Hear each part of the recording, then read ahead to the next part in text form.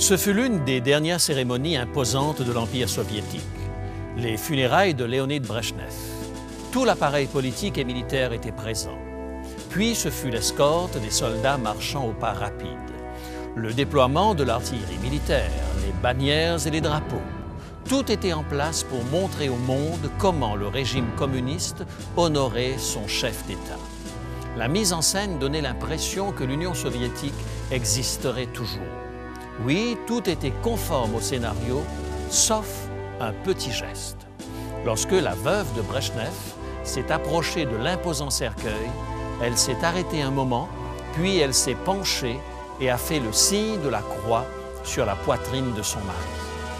Des armées puissantes et une idéologie sans faille sont une chose, mais lorsqu'il s'agit d'espérer au-delà de la tombe, les regards se tournent ailleurs.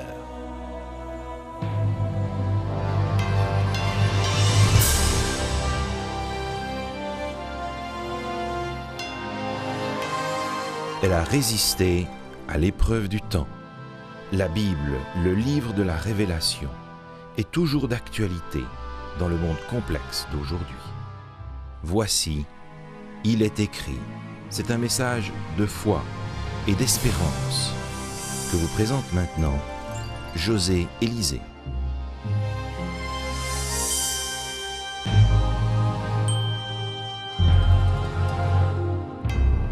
De nos jours, les gens cherchent partout et de toutes sortes de façons une espérance au-delà de la tombe. Ils cherchent dans les religions orientales, pensant que la solution est peut-être du côté de la réincarnation.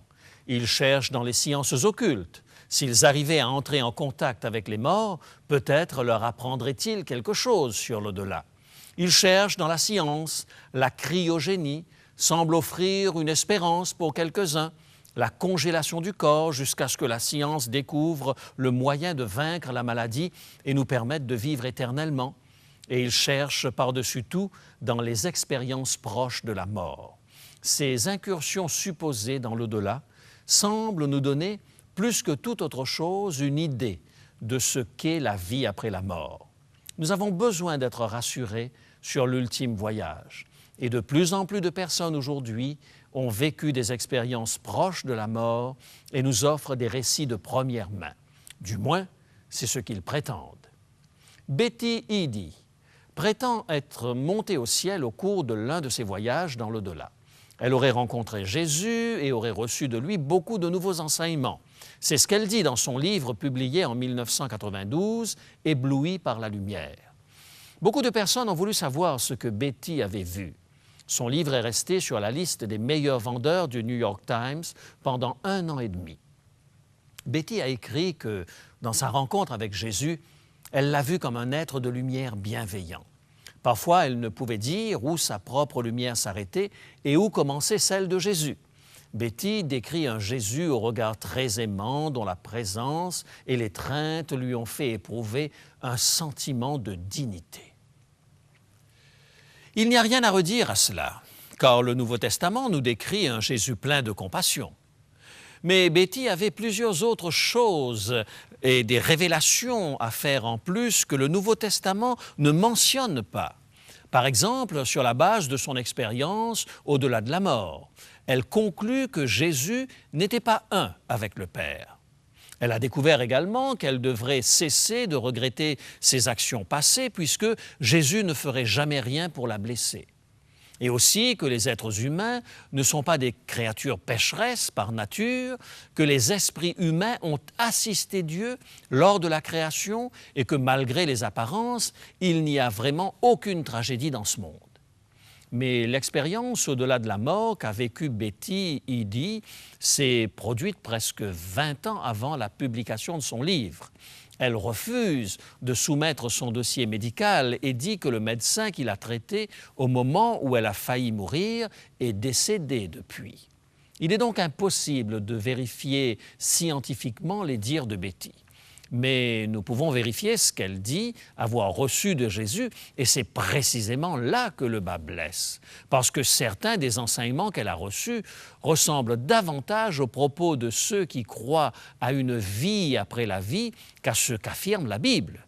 Je veux dire par là que ce qu'elle rapporte concorde plus avec d'autres messages que des gens sont supposés avoir reçus à travers une expérience au-delà de la mort qu'avec l'enseignement des Écritures. Beaucoup de personnes ont prétendu apporter au monde une nouvelle lumière par ce procédé. Dans son livre « Sauvé par la lumière », Daniel Brinkley disait partager les mystérieux conseils qu'il avait reçus de 13 êtres lumineux. Ce livre s'est vendu comme des petits pains. D'autres livres ont suivi, La vie après la vie, Souvenir de la mort et Plus près de la lumière. Toutes ces prétentions d'une expérimentation merveilleuse de la vie dans l'autre monde ont créé ce qu'un chercheur a appelé la religion du voyage astral. Dans cette religion, il n'y a aucune crainte du jugement divin. Le péché n'est pas un problème, mais le salut n'est pas nécessaire. Vous n'avez qu'à pénétrer dans cette lumière et aimer.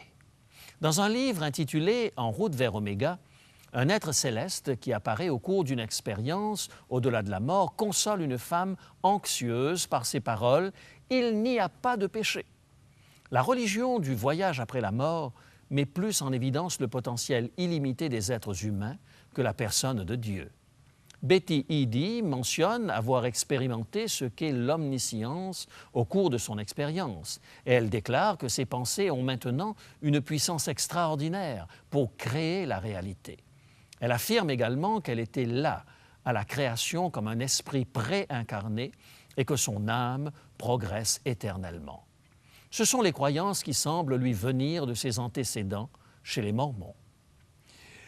Douglas Groothuis, dans son livre « Le christianisme aujourd'hui », déduit que ces phénomènes d'expérience au-delà de la mort sont souvent liés aux croyances du Nouvel Âge. Une fois libérés de la peur de la mort et dès qu'ils prennent conscience de leur propre puissance, les êtres humains peuvent entrer dans un nouvel état de conscience surnaturel. Autrement dit, la religion du voyage après la mort place tout le monde dans le même bateau qui mène à l'autre rive. Il n'est pas question d'un jugement, pas question d'avoir à rendre compte personnellement. Nous nous dirigeons tous vers la même vie après la mort. C'est une sorte d'éternité libérée de toute échelle de valeur. Ce n'est qu'un beau grand bain de lumière quelque part là-haut. Laissez-moi vous dire que selon la Bible, la vie après la vie implique beaucoup plus que ce qui nous est raconté dans ces expériences au-delà de la mort. Une vérité d'une importance vitale qui échappe même à de nombreux chrétiens. Jetons un coup d'œil sur ce que la Bible dit concernant la vie après la vie. Cela peut vous paraître surprenant, mais les Écritures parlent en fait non pas d'une résurrection finale, mais plutôt de 2 résurrections à la fin des temps. 2 résurrections qui conduisent à des destinées totalement opposées. D'où la nécessité de savoir à laquelle des 2 résurrections nous voulons participer. Regardons tout d'abord ce que la Bible dit de la première résurrection. Elle a lieu dans un cadre spectaculaire. Paul l'a décrit dans sa première épître aux Thessaloniciens, au chapitre 4, les versets 16 et 17. 1 Thessaloniciens, chapitre 4, versets 16 à 17. « Car le Seigneur lui-même, à un signal donné, à la voix d'un archange et au son de la trompette de Dieu, descendra du ciel, et les morts en Christ ressusciteront premièrement. Ensuite, nous, les vivants, qui serons restés, nous serons tous ensemble enlevés avec eux sur des nuées à la rencontre du Seigneur dans les airs, et ainsi nous serons toujours avec le Seigneur. » Les morts en Christ ressusciteront premièrement. C'est la première résurrection. Elle a lieu au retour du Christ et la Bible nous dit que Jésus descendra du ciel un jour, le même Jésus qui a parcouru les routes de la Galilée il y a 2000 ans de cela. Lors de l'apparition de Jésus-Christ, ceux qui sont en Christ, ceux qui ont développé une relation avec lui, se réveilleront pour vivre l'éternité avec Jésus. Au son de la trompette de Dieu, le même Créateur qui, de la poussière de la terre, a formé la vie sur cette planète, se remettra à l'œuvre, redonnant la vie à des êtres qui sont retournés à la poussière. Ces ressuscités iront avec les croyants encore vivants à la rencontre de Jésus et monteront au ciel avec Christ. Ce voyage incroyable débute pour tous les croyants, vivants ou morts, par une transformation fondamentale. Paul décrit exactement ce qui arrivera à tous ceux qui auront accepté le Christ dans sa première épître aux Corinthiens, le chapitre 15 et les versets 51 et 52. Corinthiens, chapitre 15, versets 51 et 52. Nous ne mourrons pas tous, mais tous nous serons changés. En un instant, en un clin d'œil, à la dernière trompette, la trompette sonnera et les morts ressusciteront incorruptibles et nous serons changés. Paul nous dit que c'est à ce moment que les croyants recevront l'immortalité, que la mort sera engloutie dans la victoire. Ceux qui sont en Christ retrouveront à nouveau un corps parfait, un nouveau cœur et un esprit nouveau. La maladie, la déchéance, la corruption ne seront plus à jamais. Dans son épître aux Philippiens, Paul donne des détails supplémentaires sur le sort de ceux qui ont attendu impatiemment leur Sauveur, ceux dont la citoyenneté est au ciel. Il dit dans Philippiens, chapitre 3 et le verset 21, ces paroles, Philippiens 3, verset 21, « Il transformera le corps de notre humiliation en le rendant semblable au corps de sa gloire. » Les croyants connaîtront une vraie vie avec Jésus dans un vrai corps, un corps glorieux. C'est selon l'apôtre Paul ce qui se produit lors de la première résurrection, la résurrection pour la vie éternelle. Mais Paul est aussi très clair par rapport à un autre événement très différent du premier cette fois, la seconde résurrection. Elle a lieu à la fin des 1000 ans qui suivent la première résurrection. Autrement dit, après le millénium que les justes vivent au ciel avec le Christ. Cette seconde résurrection est celle des impies, qui ressuscitent pour la ruine éternelle, celle où tous les méchants sont appelés à faire face au jugement. Le livre de l'Apocalypse nous en parle, au chapitre 20, les versets 13 et 15. Apocalypse 20, versets 13 et 15. La mer rendit les morts qui étaient en elle. La mort et le séjour des morts rendirent les morts qui étaient en eux. Et chacun fut jugé selon ses œuvres. Quiconque ne fut pas trouvé écrit dans le livre de la vie fut jeté dans l'étang de feu. C'est la fin de la tragédie du péché.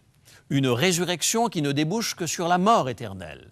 Il est difficile d'imaginer les sentiments de ceux qui, contemplant Jésus dans toute sa gloire, réalisent qu'ils sont perdus, qu'ils n'auront jamais part à la vie éternelle en sa compagnie, qu'ils sont passés à côté de l'éternité. Pas étonnant que l'Écriture décrive cet épisode comme un temps où il y aura des pleurs et des grincements de dents. 2 résurrections, 2 destinées, 2 éternités totalement différentes. Mais la bonne nouvelle, c'est que personne n'est prédestiné à être jeté dans ce lac de feu. L'expérience de la ruine éternelle est la conséquence d'un choix personnel. Oui, mes amis, le Père ne détermine pas de façon arbitraire les destinées des êtres humains. Non, le Père est à l'œuvre pour tenter de sauver de la mort éternelle le plus grand nombre possible de ses enfants. Écoutez l'appel qu'il lance dans le livre d'Ézéchiel, au chapitre 18. C'est Dieu lui-même qui parle par le prophète Ézéchiel, chapitre 18, versets 30 à 32. « Revenez et détournez-vous de toutes vos transgressions, afin que l'iniquité ne cause pas votre ruine. Rejetez loin de vous toutes les transgressions par lesquelles vous avez péché. Faites-vous un cœur nouveau et un esprit nouveau. Pourquoi mourriez-vous ? Car je ne désire pas la mort de celui qui meurt, dit le Seigneur l'Éternel. Convertissez-vous donc et vivez. » Voyez l'attitude de Dieu. Nul ne devrait mourir. Pourquoi mourriez-vous? Convertissez-vous et vivez. Si nous reconnaissons nos fautes devant Dieu, si nous acceptons le pardon que Christ nous offre à la croix, si nous nous repentons, alors nous pouvons avoir l'assurance de prendre part à la première résurrection. C'est la promesse que Christ fit dans le livre de l'Apocalypse au chapitre 2 et le verset 11. Apocalypse, chapitre 2 et le verset 11. Celui qui vaincra n'aura pas à souffrir la seconde mort. Nous pouvons échapper à la fatalité de la seconde mort. Nous pouvons tous être des vainqueurs, et nous le sommes par le sang de l'agneau. Nous sommes vainqueurs parce que Christ a vaincu le péché et la puissance du mal sur la croix. Nous sommes vainqueurs parce que nous avons le salut et nous sommes acceptés à travers le sacrifice accompli par Jésus. Avons-nous conscience que la Bible offre à chaque être humain une grande et merveilleuse espérance? Cela est très différent de la vague espérance offerte par les expériences au-delà de la mort. C'est très différent de la religion du voyage après la mort. Ce que la Bible nous montre va au-delà d'un simple bain de lumière. C'est la vie véritable avec un Dieu véritable. C'est un face-à-face. C'est le paradis avec Jésus-Christ. L'expérience que donnent les Saintes Écritures s'appuie sur les certitudes de la parole de Dieu. Elle nous considère comme des êtres responsables, capables de faire un choix éclairé. L'espérance des Saintes Écritures nous invite à prendre en considération la gravité du péché. Cette espérance passe par la croix et c'est toute la différence avec les expériences proches de la mort. C'est mu par cette espérance que la veuve de Léonid Brejnev a fait le signe de la croix sur la poitrine de son mari. Au milieu de toute la pompe et des cérémonies de l'Empire soviétique, elle est revenue à l'espérance toute simple offerte par le charpentier de Nazareth. Son geste fut un véritable camouflet au régime soviétique athée, mais confrontée à l'éternité, elle avait besoin de quelque chose de plus solide que ce que l'idéologie marxiste pouvait offrir. Nous pouvons avoir l'assurance d'une vie après la vie parce que nous pouvons faire confiance aux promesses de Jésus. En Jésus, nous possédons une solution au problème de la culpabilité. Nous pouvons avoir l'assurance que nous sommes acceptés devant un Dieu saint. Nous pouvons être certains de jouir personnellement d'une vie après la vie parce que nous nous sommes mis en sécurité en Christ. Cette espérance nous fera traverser les moments les plus difficiles et les plus pénibles de la vie de manière calme et sereine. C'est cette même espérance qui a permis à certaines personnes de faire face à la mort dans les circonstances les plus éprouvantes. Au mois d'août 1900, au cours du soulèvement Boxer survenu en Chine, une jeune maman, une missionnaire, Lizzie Atwater, passa à un doigt de la mort parce que les Boxers fanatiques avaient juré de trucider tous les étrangers. Elle attendit, rongée par l'angoisse, serrant son bébé contre sa poitrine, tandis que des bandes de maraudeurs s'approchaient de l'enceinte où elle se trouvait. Mais au sein même de cette terreur, Lizzie trouva une façon d'espérer. Voici ce qu'elle écrivit à sa sœur et à sa famille peu avant sa mort. « J'ai le désir profond de revoir vos tendres visages, mais je crains que cela ne se produise pas sur cette terre. Je me prépare pour la fin très calmement et très sereinement. Je sens la merveilleuse présence du Seigneur et j'ai l'assurance qu'il ne me fera pas défaut. J'étais rempli d'espoir à la pensée que j'avais une chance d'échapper à la mort, mais Dieu m'a enlevé ce sentiment et maintenant je prie simplement pour avoir la grâce d'affronter cette fin terrible avec courage. La douleur sera bientôt finie et ô combien il m'est doux d'être accueilli en haut. » En Équateur, en janvier 1956, Roy Youderian fut tué dans la jungle alors qu'il prêchait l'Évangile aux Indiens. Plusieurs jours après la découverte de son corps, Barbara, l'épouse de Roy, écrivit ce qui suit dans son journal intime. « Dieu m'a inspiré ce verset il y a 2 jours, le psaume 48 et le verset 14. « Voilà le Dieu qui est notre Dieu, éternellement et à jamais. Il sera notre guide jusqu'à la mort. » Barbara trouva la paix qui lui permit de surmonter la souffrance de la séparation provoquée par la mort de son mari. Au Congo belge, en septembre 1956, l'épouse de missionnaire Lois Carlson vécut la mort de son mari en direct, tandis qu'il transmettait un message radio. Peu de temps auparavant, l'hôpital du docteur Paul Carlson avait été occupé par les nationalistes Simba. De temps à autre, elle recevait un message radio. Lors de l'un de ces messages, Loïs capta cette phrase « Où serais-je en sortant d'ici? Je ne le sais, mais ce que je sais, c'est que je serai avec lui. » Quelques jours plus tard, un autre message « Je suis prêt à rencontrer mon Seigneur, mais mes pensées se tournent vers toi et rendent la chose plus difficile. J'ai la certitude que je mourrai martyr pour Jésus-Christ. » Quand le corps mutilé du docteur Carlson fut retrouvé à l'hôpital, il avait un Nouveau Testament dans sa poche. Le docteur y avait écrit la veille de son assassinat un seul mot, paix. La paix face aux circonstances les plus dramatiques. La paix en face de la mort. Cela ne se produit que lorsque nous avons un sentiment profond de sécurité et de confiance dans la promesse de Jésus d'être avec nous jusqu'à la fin du monde. On est en paix lorsqu'on a l'assurance de la résurrection en Jésus. On sait que l'on se réveillera au jour où Jésus reviendra sur les nuées du ciel, illuminant le firmament. On sait qu'on sera transmué et que plus jamais la souffrance et la mort ne nous atteindront. Nous partagerons l'éternité dans la présence de Jésus. Avez-vous cette certitude ou bien croyez-vous en un vague puits de lumière après la mort?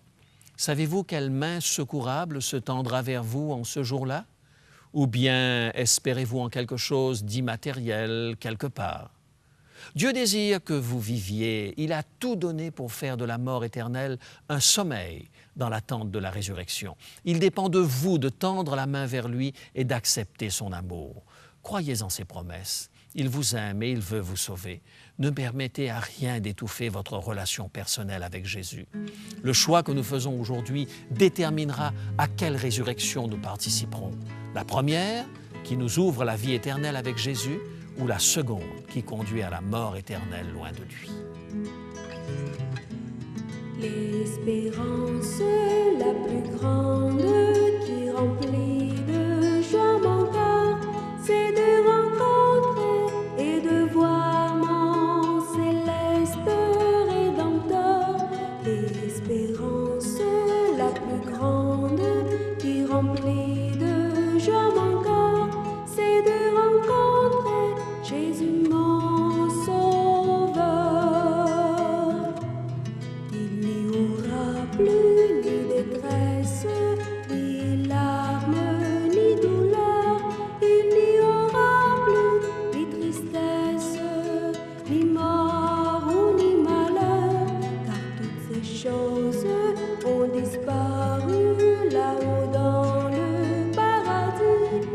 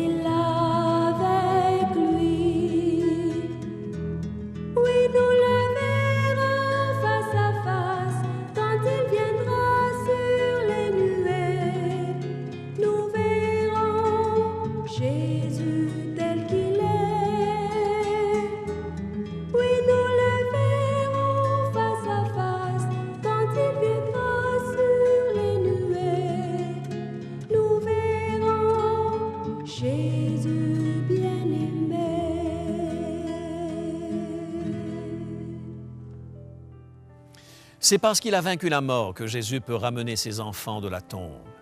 S'endormir en Christ fait de notre tombeau l'antichambre de la vie éternelle avec Jésus. Ne voulez-vous pas lui ouvrir la porte de votre cœur dès maintenant? Prions ensemble. Père, nous remettons nos vies entre tes mains. Nous voulons faire nôtre l'espérance de la résurrection.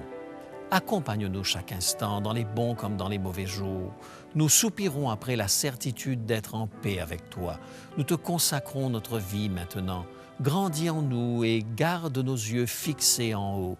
Nous te le demandons au nom de Jésus. Amen.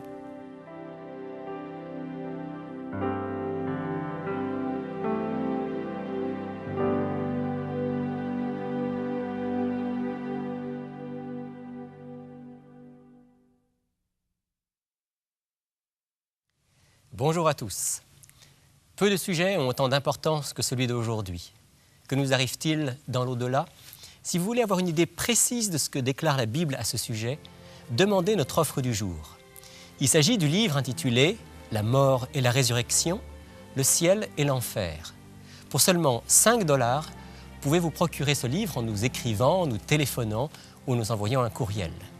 Nous attendons votre appel ou votre courrier. Bonne lecture et à bientôt. Pour demander l'offre du jour, composez maintenant le 514-729-3515 pour la région de Montréal ou utilisez notre ligne sans frais 1-866-729-3515 si vous êtes de l'extérieur de Montréal. Il est possible que toutes nos lignes soient occupées au moment de votre appel. Dans ce cas, composez à nouveau. Mentionnez clairement le titre de l'offre demandée et parlez lentement afin que nous puissions bien noter vos noms, adresses et numéros de téléphone. Je vous rappelle que vous pouvez vous procurer pour une somme modique les DVD, cassettes vidéo et audio de nos émissions. Vous pouvez aussi nous écrire à l'adresse qui apparaît sur votre écran. Il est écrit Case postale 99, succursale Rosemont, Montréal, Québec, H1X 3B6. Nous vous invitons également à consulter notre site web au www.iletécrit.tv. Mes amis, il est temps de nous quitter maintenant. D'ici la semaine prochaine, souvenez-vous, il est écrit « L'homme ne vivra pas de pain seulement, mais de toute parole qui sort de la bouche de Dieu ».